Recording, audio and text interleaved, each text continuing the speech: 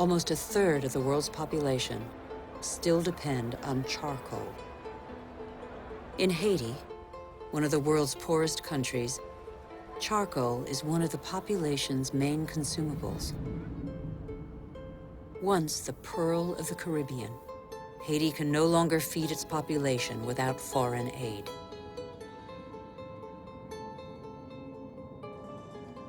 On the hills of Haiti, only 2% of the forests are left.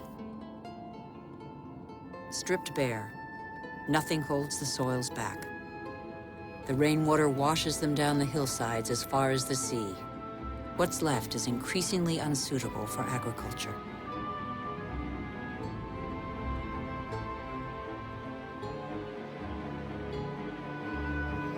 In some parts of Madagascar, the erosion is spectacular.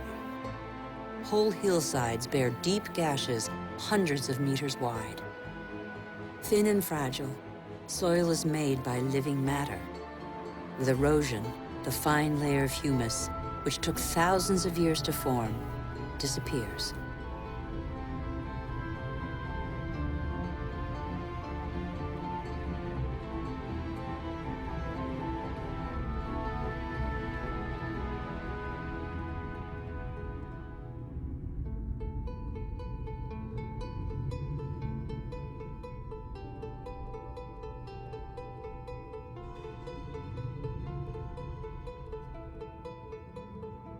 Here's one theory of the story of the Rapa Nui, the inhabitants of Easter Island, that could perhaps give us pause for thought.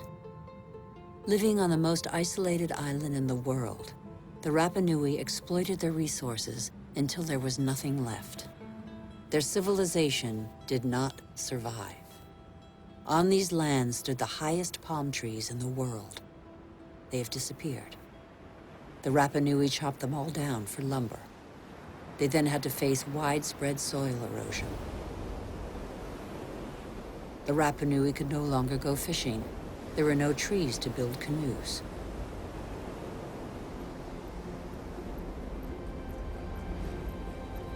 And yet the Rapa Nui formed one of the most brilliant civilizations in the Pacific. Innovative farmers, sculptors, exceptional navigators. They were caught in the vice of overpopulation and dwindling resources. They experienced social unrest, revolts, and famine. Many did not survive the cataclysm.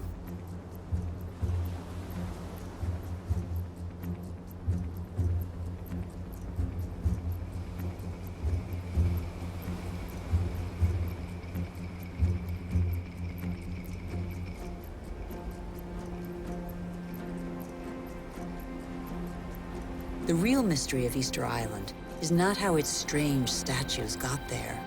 We know now. It's why the Rapa Nui didn't react in time.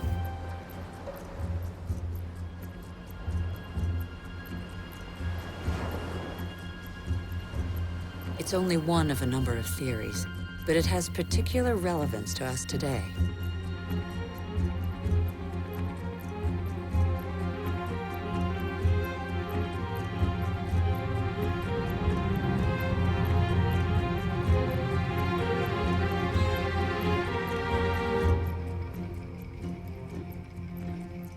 Since 1950, the world's population has almost tripled. And since 1950, we have more fundamentally altered our island, the Earth, than in all of our 200,000-year history. Nigeria is the biggest oil exporter in Africa, and yet 70% of the population lives under the poverty line. The wealth is there, but the country's inhabitants don't have access to it. The same is true all over the globe. Half the world's poor live in resource-rich countries.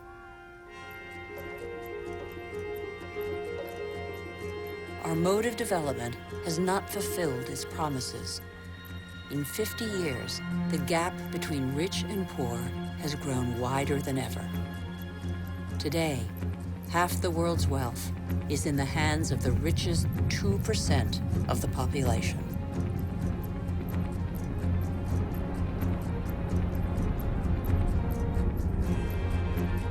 Can such disparities be maintained?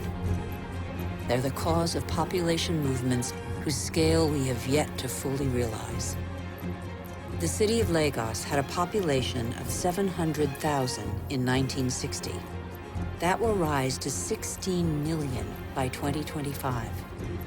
Lagos is one of the fastest growing megalopolises in the world. The new arrivals are mostly farmers forced off the land for economic or demographic reasons, or because of diminishing resources. This is a radically new type of urban growth driven by the urge to survive rather than to prosper.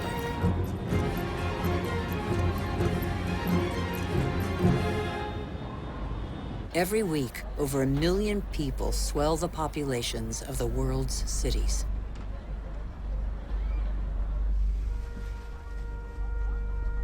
One human being in 6 now lives in a precarious, unhealthy, overpopulated environment without access to daily necessities such as water, sanitation, or electricity.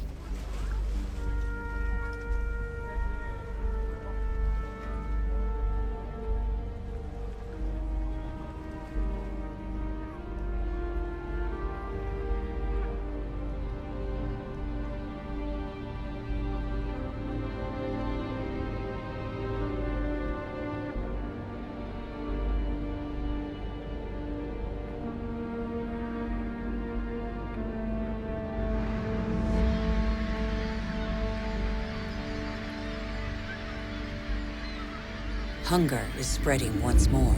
It affects nearly 1 billion people.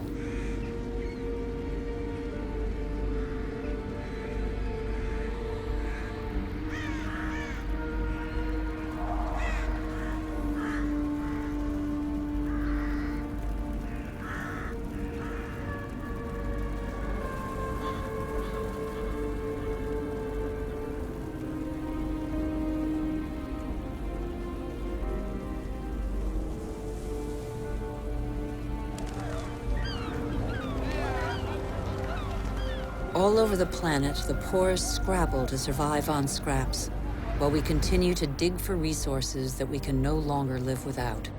We look farther and farther afield, in previously unspoilt territory, and in regions that are increasingly difficult to exploit.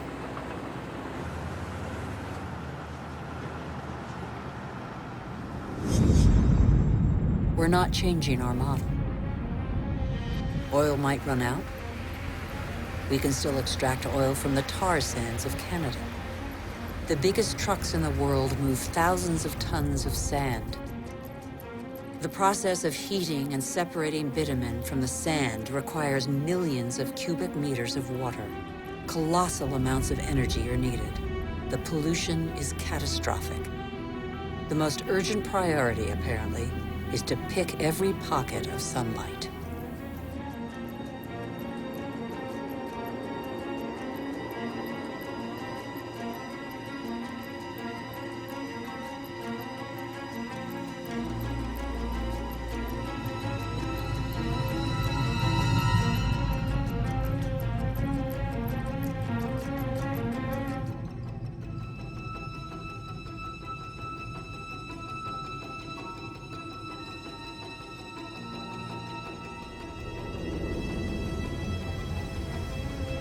Our oil tankers are getting bigger and bigger.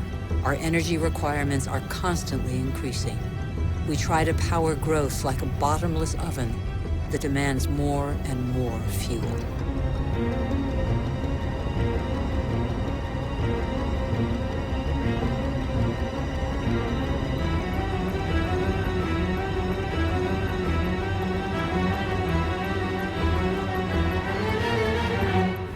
It's all about carbon.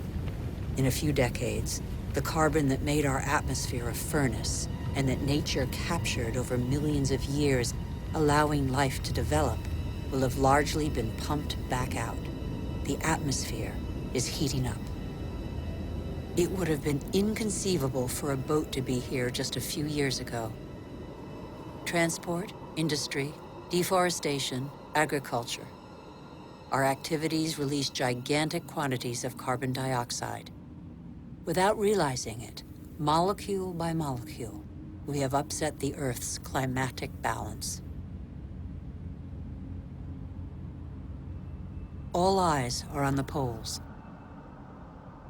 where the effects of global warming are most visible. It's happening fast, very fast. The Northwest Passage that connects America, Europe, and Asia via the pole is opening up. The Arctic ice cap is melting. Under the effect of global warming, the ice cap has lost 40% of its thickness in 40 years. Its surface area in the summer shrinks year by year. It could disappear in the summer months by 2030. Some say 2015.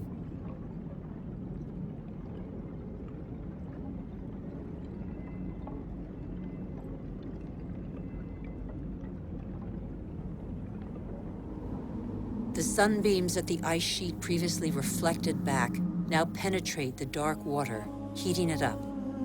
The warming process gathers pace.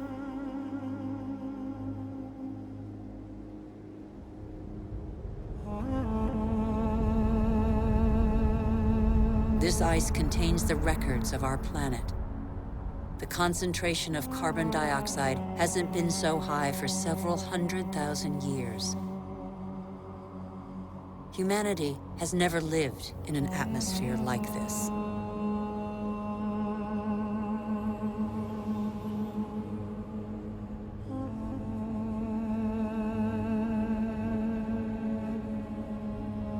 Is excessive exploitation of our resources threatening the lives of every species? Climate change accentuates the threat. By 2050, a quarter of the Earth's species could be threatened with extinction. In these polar regions, the balance of nature has already been disrupted.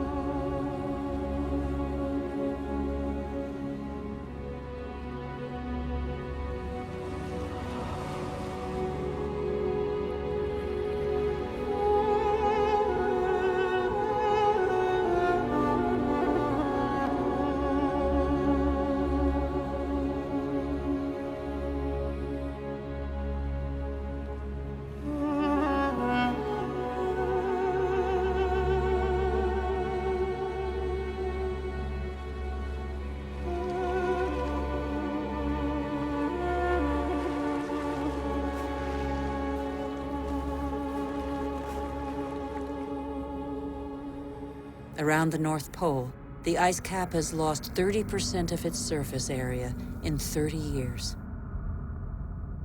But as Greenland rapidly becomes warmer, the fresh water of a whole continent flows into the salt water of the oceans.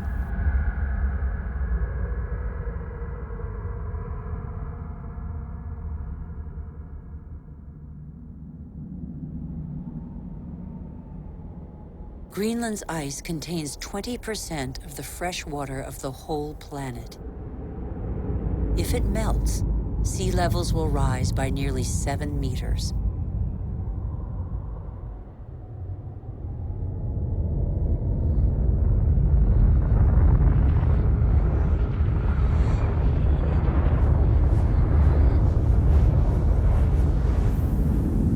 But there is no industry here. Greenland's ice sheet suffers from greenhouse gases emitted elsewhere on Earth. Our ecosystem doesn't have borders. Wherever we are, our actions have repercussions on the whole Earth. The atmosphere of our planet is an indivisible whole. It is an asset we share. On Greenland's surface, lakes are appearing on the landscape. The ice cap has begun to melt at a speed that even the most pessimistic scientists did not envision 10 years ago.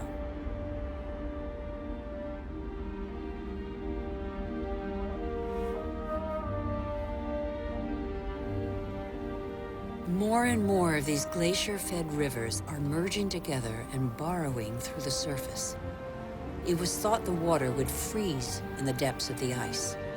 On the contrary, it flows under the ice, carrying the ice sheet into the sea, where it breaks into icebergs.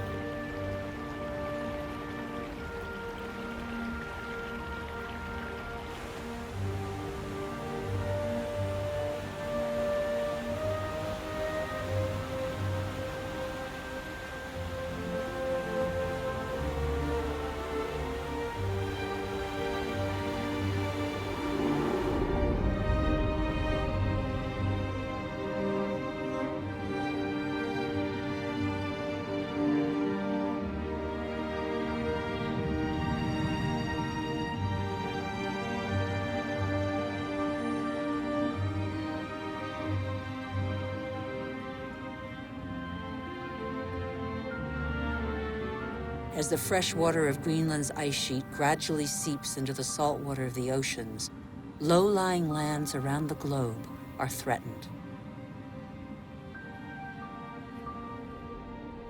Sea levels are rising. Water expanding as it gets warmer caused, in the 20th century alone, a rise of 20 centimeters. Everything becomes unstable. Coral reefs, for example, are extremely sensitive to the slightest change in water temperature. 30% have disappeared. They are an essential link in the chain of species.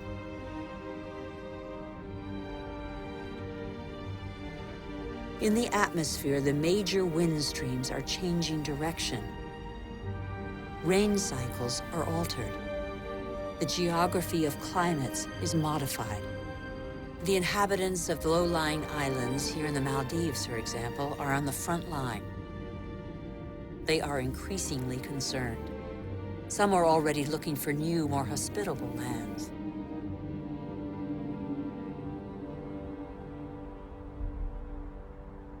If sea levels continue to rise faster and faster, what will major cities like Tokyo, the world's most populous city, do? Every year, scientists' predictions become more and more alarming. 70% of the world's population lives on coastal plains.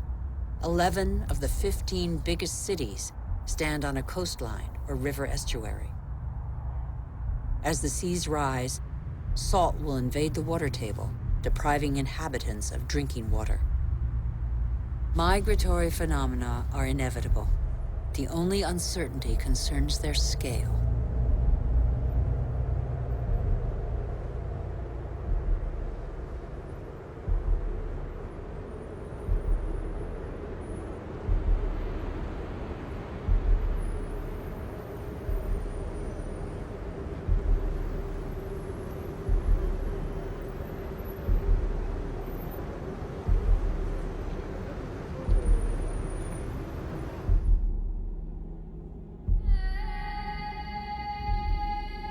In Africa, Mount Kilimanjaro is unrecognizable. 80% of its glaciers have disappeared. In summer, the rivers no longer flow. Local peoples are affected by the lack of water. Even on the world's highest peaks, in the heart of the Himalayas, eternal snows and glaciers are receding. Yet these glaciers play an essential role in the water cycle. They trap the water from the monsoons as ice and release it in the summer when the snow melts.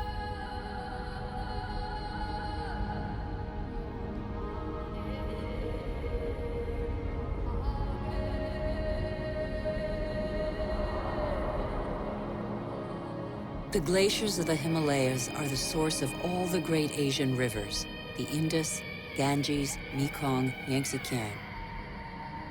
2 billion people depend on them for drinking water and to irrigate their crops, as in Bangladesh. On the delta of the Ganges and Brahmaputra, Bangladesh is directly affected by the phenomena occurring in the Himalayas and at sea level. This is one of the most populous and poorest countries in the world. It is already hit by global warming. The combined impact of increasingly dramatic floods and hurricanes could make a third of its landmass disappear. When populations are subjected to these devastating phenomena, they eventually move away.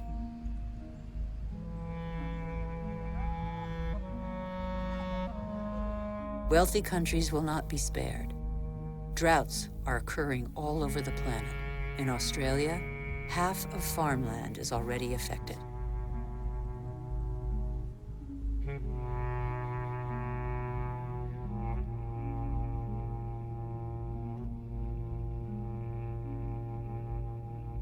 We are in the process of compromising the climactic balance that has allowed us to develop over 12,000 years.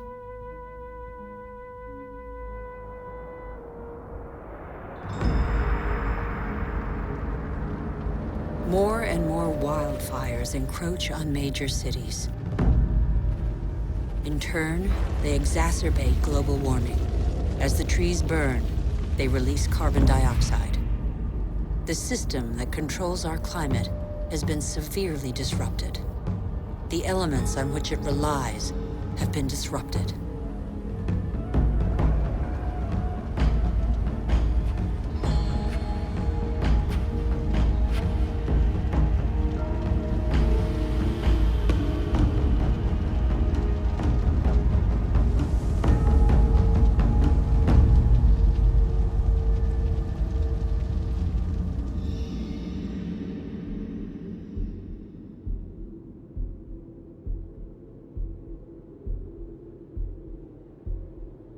The clock of climate change is ticking in these magnificent landscapes.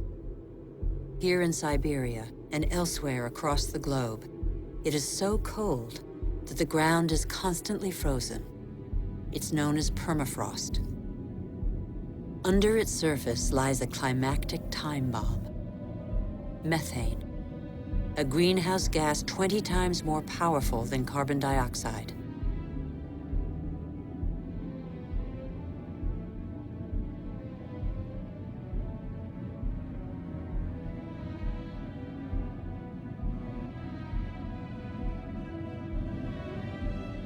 If the permafrost melts, the methane released would cause the greenhouse effect to race out of control with consequences no one can predict.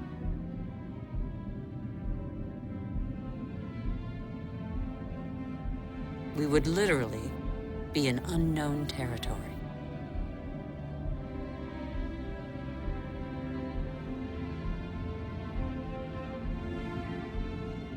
Humanity has no more than 10 years to reverse the trend and avoid crossing into this territory. Life on Earth as we have never known it.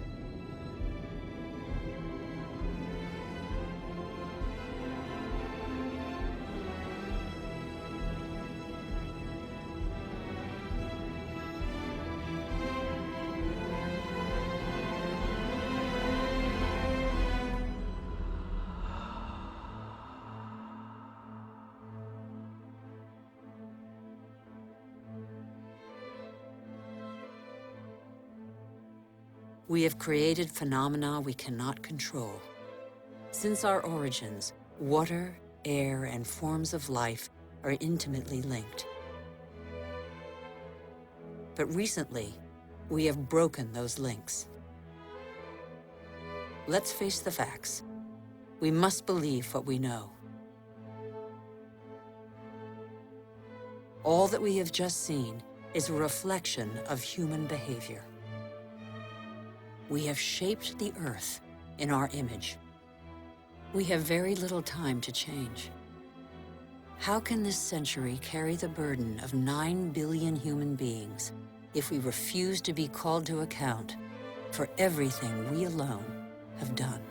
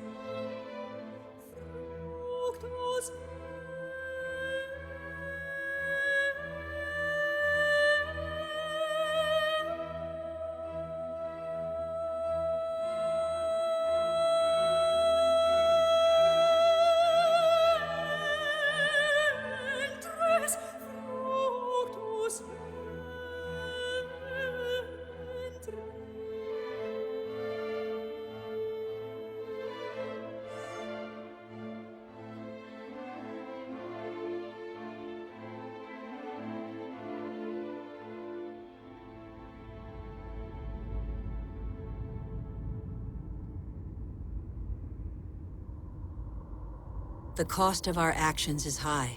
Others pay the price without having been actively involved. I have seen refugee camps as big as cities, sprawling in the desert. How many men, women, and children will be left by the wayside tomorrow? Must we always build walls to break the chain of human solidarity, separate peoples, and protect the happiness of some from the misery of others? It's too late to be a pessimist. I know that a single human can knock down every wall. It's too late to be a pessimist.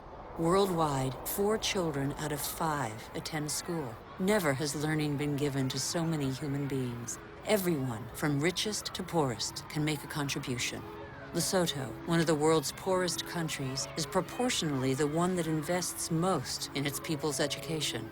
Qatar, one of the world's richest states, has opened its doors to the best universities. Culture, education, research, and innovation are inexhaustible resources. In the face of misery and suffering, millions of NGOs prove that solidarity between peoples is stronger than the selfishness of nations. In Bangladesh, a man thought the unthinkable and founded a bank that lends only to the poor. In 30 years, it has changed the lives of 150 million people. Antarctica is a continent with immense natural resources that no country can claim for itself, a natural reserve devoted to peace and science. A treaty signed by 49 states has made it a treasure shared by all humanity. It's too late to be a pessimist. Governments have acted to protect nearly 2% of the world's territorial waters. It's not much, but it's 2 times more than 10 years ago. The first natural parks were created just over a century ago. They cover over 13% of the continents. They create spaces where human activity is in step with the preservation of species, soils, and landscapes. This harmony between humans and nature can become the rule, no longer the exception. In the United States, New York has realized that nature does for us. These forests and lakes supply all the drinking water the city needs. In South Korea, the forests have been devastated by war. Thanks to a national reforestation program, they once more cover 65% of the country. More than 75% of paper is recycled. Costa Rica has made a choice between military spending and the conservation of its lands. The country